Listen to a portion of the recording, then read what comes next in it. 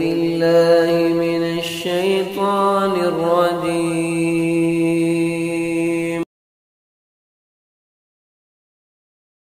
السلام عليكم ورحمة الله وبركاته. الحمد لله رب العالمين والصلاة والسلام على سيد المرسلين نبينا محمد وعلى آله وصحبه أجمعين أما بعد.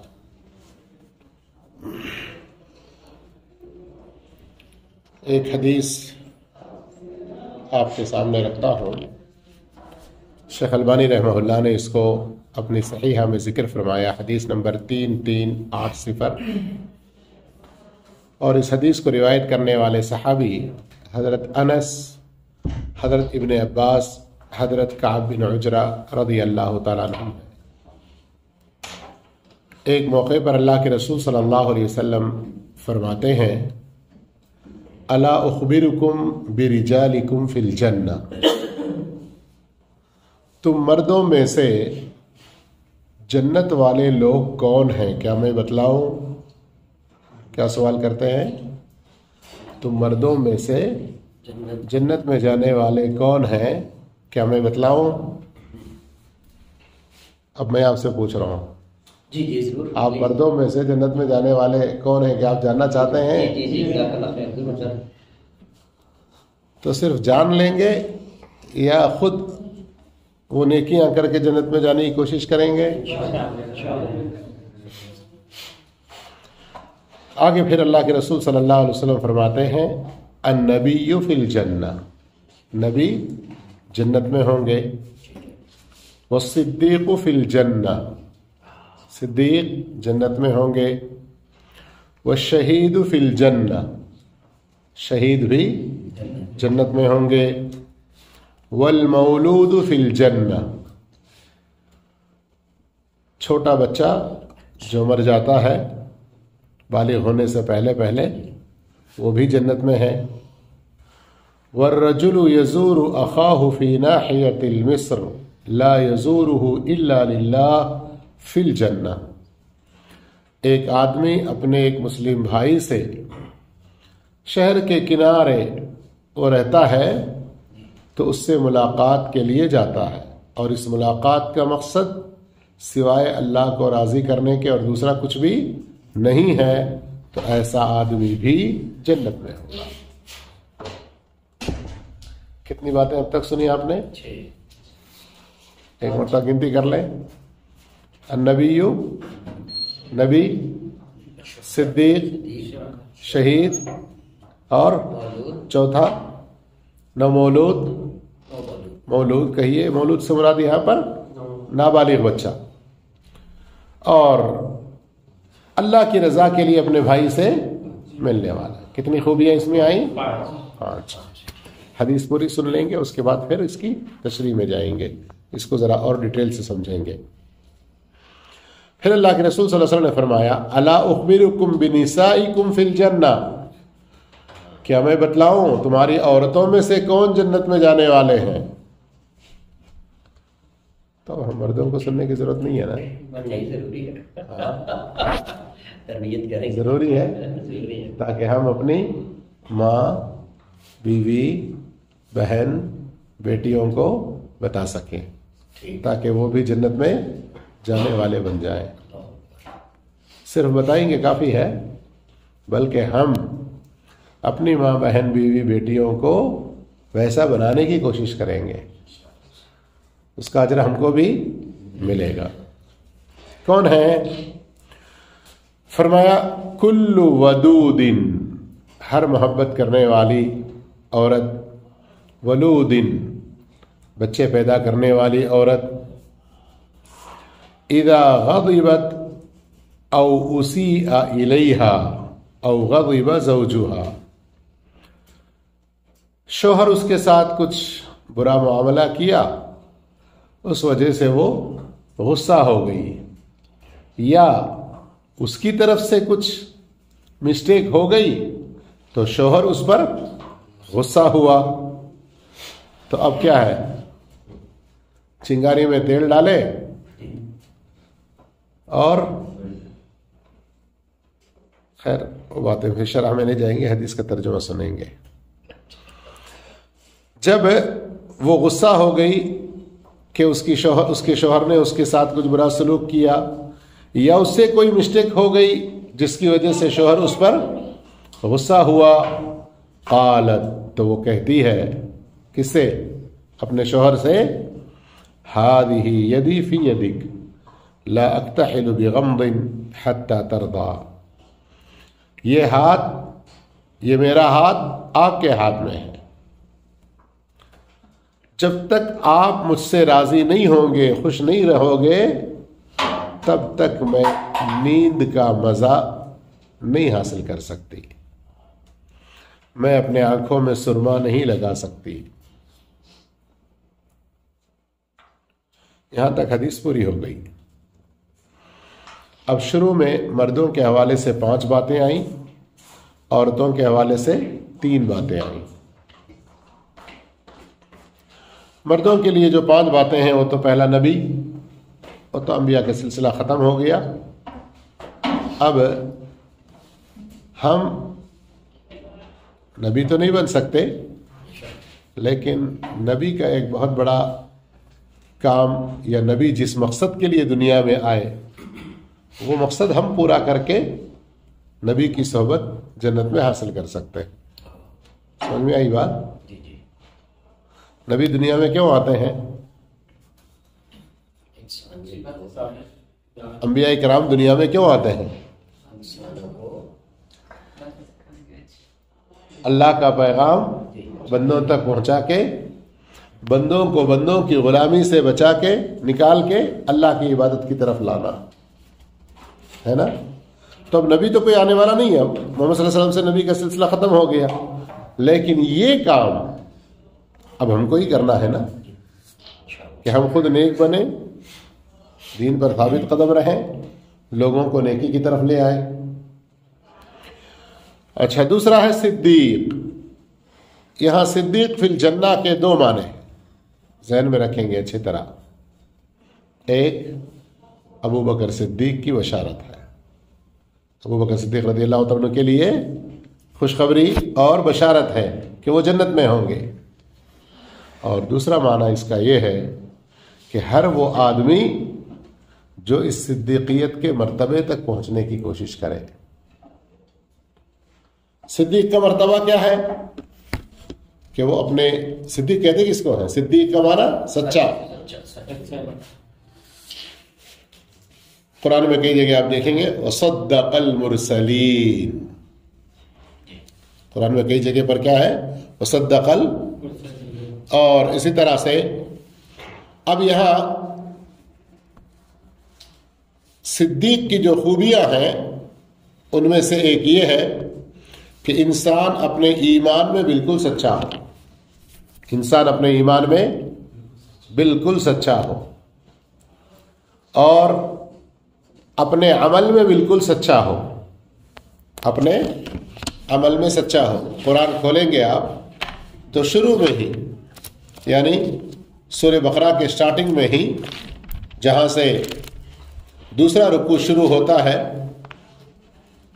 جی ہاں، پہلا صفحہ تو سورہ فاتحہ کا ہے، دوسرا صفحہ الف لام میم شروع ہوتا ہے، تو تیسرے صفحے میں دیکھیں گے آپ کہ وہاں اللہ رب العالمین بیان فرماتا ہے وَمِنَ النَّاسِ مَن يَقُولُ آمَنَّا بِاللَّهِ، لوگوں میں کچھ ایسے ہیں جو کہتے ہیں کہ ہم ایمان لائے اللہ پر اور آخرت کے دن پر۔ اللہ کہہ رہا ہے وَمَا هُم بِمُؤْمِنِينَ، وہ مومن نہیں ہے۔ پھر آگے اس کے آیت نمبر 10 میں اللہ فرماتا ہے وَلَهُمْ عَذَابٌ عَلِيمٌ بِمَا كَانُوا يَكْذِبُونَ، ان کے لیے دردناک عذاب ہے اس لیے کہ وہ جھوٹ کہتے ہیں، اس لیے کہ وہ لوگ اپنے ایمان میں سچے نہیں ہیں، ایمان میں وہ لوگ جھوٹے ہیں۔ جمعہ کے دن دوسری رکعت میں سورۃ المنافقون کی تلاوت کی جاتی ہے، اللہ کے رسول صلی اللہ علیہ وسلم کی سنت ہے۔ اس کے شروع میں ہی دیکھیں اذا جاءک المنافقون، جب یہ منافقین آپ کے پاس آتے ہیں، قالوا، وہ کہتے ہیں انک لرسول اللہ، بے شک آپ اللہ کے سچے رسول ہیں۔ تو اللہ کیا کہہ رہا ہے واللہ یعلم انک لرسول، اللہ کو تو خوب معلوم ہے ہی کہ آپ اس کے سچے رسول ہیں۔ واللہ یشہد، سنو اللہ گواہی دیتا ہے ان المنافقین لکاذبون، بے شک یہ منافق لوگ جھوٹے ہیں. کیا مطلب؟ وہ جو کہہ رہے ہیں زبان سے نا کہ محمد آپ اللہ کے رسول ہیں، وہ صرف ان کی زبانی بات ہے، سچی گواہی نہیں دے رہے. تو بات سمجھ میں آ رہی ہے آپ لوگوں کو؟ ایمان میں انسان سچا ہونا، کسی طرح سے جھوٹ کا شکار نہیں ہونا، اور جھوٹ یہ منافقین کی خاص صفت ہے. سوال جواب آخر میں رکھیں گے. اور 24واں پارہ، بالکل پہلی آیت، 24ویں پارے کی پہلی آیت، اللہ رب العالمین اس کے اندر بھی اس حقیقت کو بیان فرماتا ہے. والذی، دوسری آیت ہے 24ویں پارے کی، والذی جاء بالصدق وصدق به اولئک هم المتقون، جو سچائی کے ساتھ آئے اور جو سچ اللہ کی طرف سے آیا ہے اس کی تصدیق کرے تو ایسے ہی لوگ متقیوں میں سے ہوں گے. تو بات سمجھ میں آ گئی؟ سچائی کس میں؟ پہلے ایمان میں، پہلے ایمان میں، پھر عمل میں بھی دکھاوے کے لیے کوئی عمل نہ ہو، اللہ کی رضا کے لیے ہو، اپنی گفتگو میں، اپنے کاموں میں، نیک اعمال بجا لانے میں بالکل سچے ہوں. اور اسی طرح سے سچے ہوں ہم، ہمارے اوپر کوئی آزمائش آ جائے تو سورہ عنکبوت میں ہم کو نظر آتا ہے اللہ رب العالمین فَلَيَعْلَمَنَّ اللَّهُ الَّذِينَ صَدَقُوا وَلَيَعْلَمَنَّ الْكَاذِبِينَ. اللہ تمہارا امتحان لیتا ہے تاکہ تم میں کون سچے ہیں کون جھوٹے ہیں یہ واضح ہو جائے. بالکل سمجھ میں آ گئی بات؟ تو سچے کیسے، تین سمجھنے کے لیے تین چیزیں، اور یہ تین چیزوں کو سمجھ گئے تو پوری زندگی سچائی پر گزرنا ضروری ہے. پھر اس کے بعد کیا فرمایا اللہ کے رسول صلی اللہ علیہ وسلم نے؟ وَالشَّهِيدُ فِي الْجَنَّةِ، وَالشَّهِيدُ فِي الْجَنَّةِ. غور کریں یہاں پر بھی، اس کے بھی دو معنی علماء بتلاتے ہیں. ایک حضرت عمر رضی اللہ عنہ اور حضرت عثمان رضی اللہ تعالیٰ عنہ، یہ دونوں شہید ہیں نا، ان کے بارے میں بھی اس میں اندر بشارت ہے، خوشخبری ہے. حضرت علی رضی اللہ عنہ بھی آ جاتے ہیں، اور حضرت علی رضی اللہ عنہ کا ذکر کم اس لیے ہوتا ہے کہ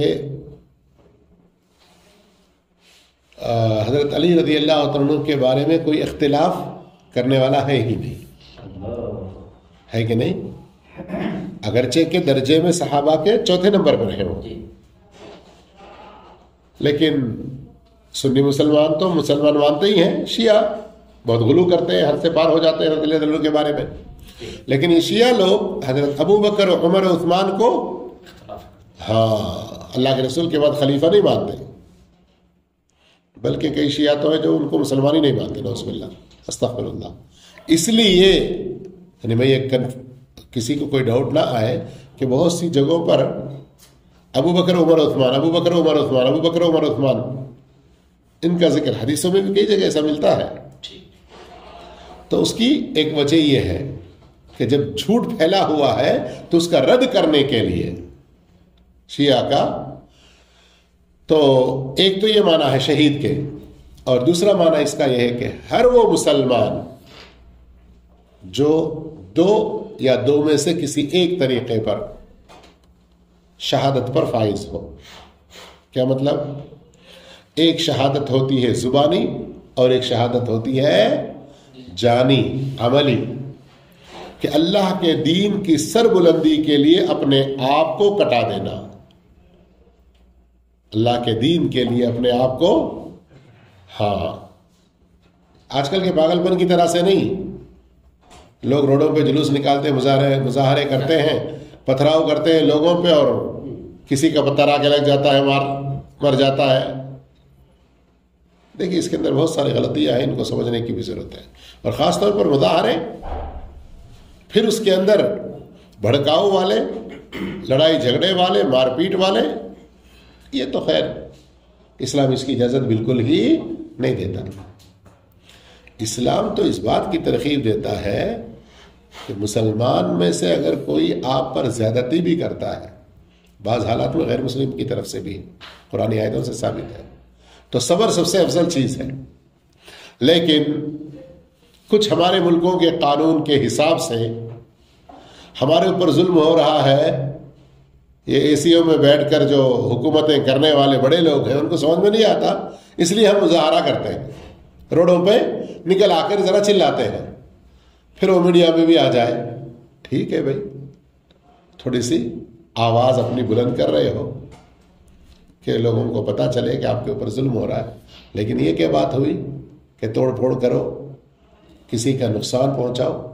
اسلام اس کی اجازت نہیں دیتا, اور ہماری عوام اس چیز کو نہیں سمجھتی.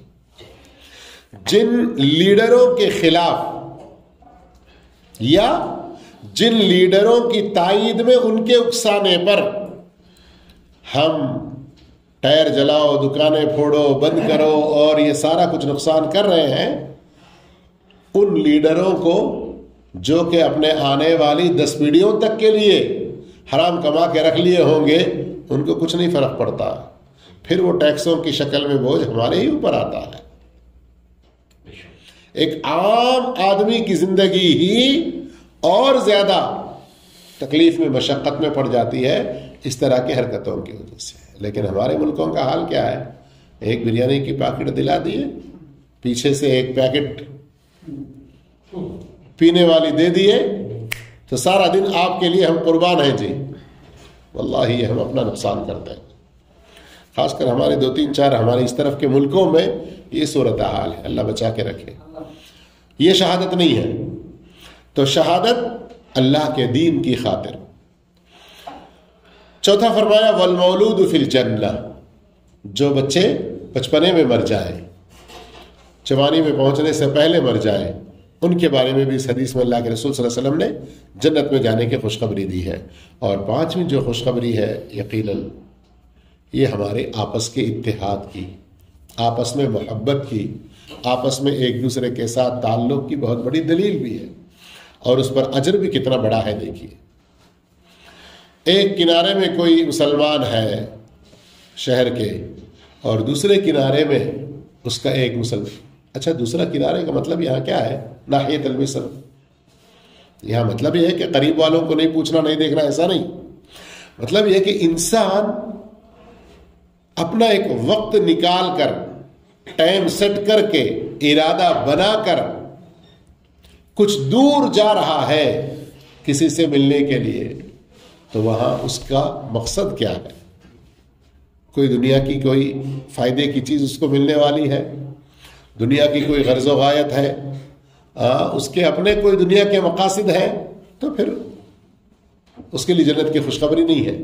لیکن اگر صرف اللہ کی رضا مقصود ہے, اللہ کو خوش کرنا مقصود ہے, تو اللہ کے رسول صلی اللہ علیہ وسلم اس کے لیے کیا خوشخبری دے رہے ہیں کہ اس کے لیے بھی جنت ہے.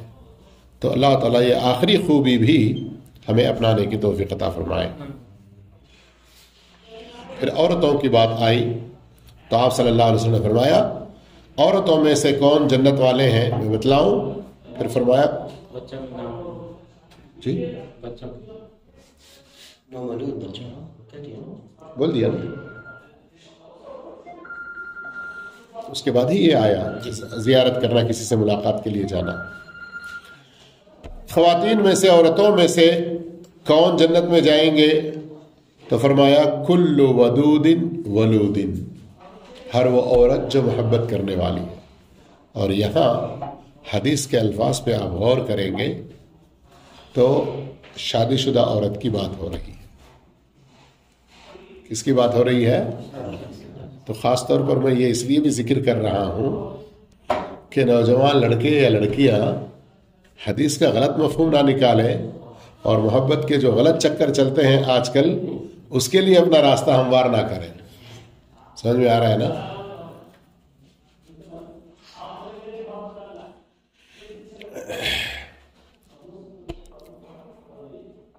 کالج میں پڑھنے والی ایک لڑکی وہ کہتی ہے کہ میری تمام سہیلیوں میں اکیلی ہی مکمل فل پردہ کرنے والی تھی. یہ اپنے ملکوں کا واقعہ ہے. یہ سعودی عرب کا نہیں ہے. اب میں خاص طور پر نام نہیں لیتا، پاکستان کا ہے، انڈیا کا ہے، فلاں شہر کا ہے، ورنہ پھر وہ شیطان کسی کو کچھ نہ کچھ ہوا دے دیتا ہے. لیکن ہمارے ملکوں کا واقعہ ہے. کالج میں پڑھنے والی لڑکی کہتی ہے کہ میں اکیلی ہی، میری تمام سہیلیوں میں فل برقع پہننے والے تھے. فل برقع سمجھ رہے ہیں نا؟ آج کل چہرہ کھلا رکھتے ہیں تو بھی کہتے ہیں ارے ماشاء اللہ کیا نقاب پہنی ہے، اور وہ چہرہ کھلا رکھ کے سارا میک اپ کی ہوئی ہے. یہ فل کا مطلب چہرہ بھی چھپا رہی ہے. اور دراصل یہ میری امی جان کی طرف سے تاکید تھی. تو اسکول کے آخری دور سے ہی مجھے امی نے عادت کر دیا تھا. جب کالج میں چلی گئی اور وہاں دیکھتی تھی میں کہ کبھی کوئی بچی کسی لڑکے کے ساتھ گاڑی پہ بیٹھ کے جا رہی ہے، کبھی کچھ بچیاں آپس میں مل کر بیٹھ کر بات چیت کر رہے ہیں، ان کے ساتھ ان کے کلاس والے کچھ لڑکے بھی ساتھ میں شامل ہیں. تو میں گھر میں آ کے امی سے کہتی، امی زمانہ بڑا ترقی کر گیا ہے، ہاں تو بہت ساری بچیاں برقع پہن کے آ رہی ہیں، تو مجھے اجازت دینا کہ میں بھی چہرے سے صرف ہٹا دوں، باقی برقع پہنوں گی، نقاب اوپر سے صرف اتنا اسکارف نہیں پہنوں گی. کوئی بچیاں پہن کے نہیں آ رہی ہیں. لیکن امی جان بہت سمجھاتی، بہت تاکید کرتی، کبھی کبھی ڈانٹ دیتی. آخر کالج کا دور بھی ختم ہوا، شادی بھی ہو گئی. زمانہ اتنی تیزی کے ساتھ گزر گیا کہ اب میری بیٹی ابھی ہائی اسکول میں پہنچی. اب مجھے ایک ایک لمحہ میری امی جان کی باتیں یاد آنے لگی. ایک ایک لمحہ. اس وقت تو ابھی اتنی برائی عام نہیں تھی، اور ہم لوگ زمانہ ترقی کر گیا سمجھ کر امی جان سے اجازت پوچھتی نہیں دیتی. اور آج کی ہماری یہ بچیاں مانتی ہی نہیں ہیں، اتنے تنگ پیجامے پہن کر جاتی ہیں کہ اگر وہ کلر والا نہ ہو تو پتہ نہ چلے کہ آخر. ابھی کئی ساری ایسی بچیاں ہیں جو جسم سے ملتے جلتے کلر کے پیجامے پہنتی ہیں، اور دیکھنے والے عام آدمی کو دور سے تھوڑی سی نظر ڈالے نہیں لگتا کہ اس نے کچھ پہنا ہوا ہے. اور پھر وہ اس قدر قدموں میں یا اس کی ران اور اس کے پنڈلیوں میں چپکا ہوا کہ اس کے اندر شاید ایک دو انگلی بھی جانا مشکل ہو جائے. یہ حرام ہے اس طرح کے کپڑے پہننا، اس لیے کہ مرد بھی ہو یا عورت بھی جسم سے چمٹا ہوا کپڑا نہیں پہننا چاہیے کہ جسم کے اونچ نیچ ظاہر ہونے لگے. اور اتنا شفاف پتلا مہین بھی نہیں ہونا چاہیے کہ پہن کر بھی اندر کے جسم کی رنگت معلوم ہونے لگے. تو یہاں بات آئی تھی کل ودود، محبت کرنے والی. تو یہاں شرعی محبت ہے، یہ آج کل کی غلط بات نہیں ہے. ولود، زیادہ بچے جننے والی. تو یہ اس کی بہنوں کو، اس کی ماں اور اس کی خالاؤں کو ان کے تجربات سے اس چیز کا اندازہ ہوتا ہے. یہ عورت زیادہ بچے پیدا کرنے والی عام طور پر.